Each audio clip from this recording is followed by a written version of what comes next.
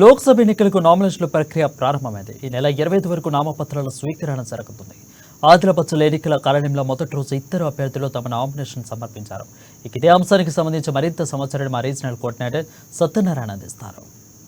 Parliament ఎన్నికలకు సంబంధించి ఇవాళ నుంచి నామినేషన్ల ప్రక్రియ మొదలైంది.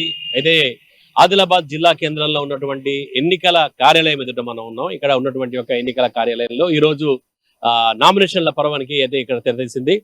ఇప్పటి వరకు అయితే ఈ రోజు తొలి రోజు ఇద్దరు అభ్యర్థులు నామినేషన్ వేసినట్టుగా మనకు సమాచారం అందుతుంది. రాథోడ్ సుభాష్ ఇండిపెండెంట్ అభ్యర్థిగా, అలాగే మాలోత్ శ్యామ్లాల్ నాయక్ ఆధార్ పార్టీ నుంచి ఇక్కడ నామినేషన్ వేసినట్టుగా మనకు సమాచారం అందుతుంది. అయితే ఈ నెల 25 వరకు ఈ నామినేషన్ల స్వీకరణ అనేటువంటిది జరుగుతుంది.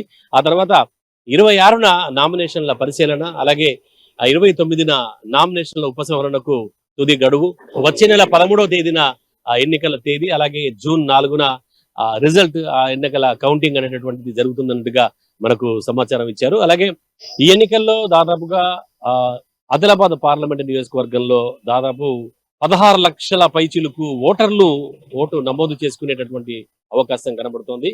అలాగే ఇందుకోసం సంబంధించి వీళ్ళ కోసం దాదాపుగా 2111 పోలింగ్ కేంద్రాలు, 88 సహాయ పోలింగ్ కేంద్రాల్లో ఈ యొక్క ఓటు హక్కు వారు వినియోగించుకునేటటువంటి ఒక అవకాశం ఉంది. అయితే ఇది ఇక్కడ ఆదిలాబాద్ పార్లమెంట్ లో మొదటి రోజు నామినేషన్ల ప్రక్రియ ప్రారంభం ఈ రోజు జరిగింది. దాదాపుగా ఇద్దరు అభ్యర్థులు ఇక్కడ నామినేషన్ వేసినట్టుగా మనకు సమాచారం అందుతోంది.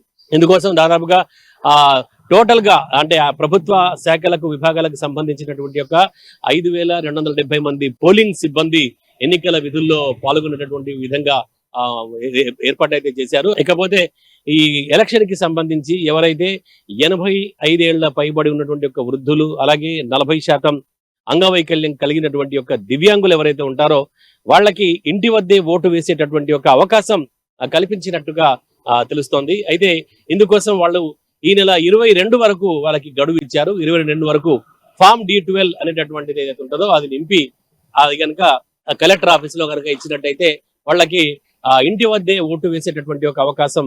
కెమెరా పర్సన్ నర్సింగ్ తో సత్యనారాయణ, అమ్మా న్యూస్, ఆదిలాబాద్ కలెక్టరేట్ ఆఫీస్.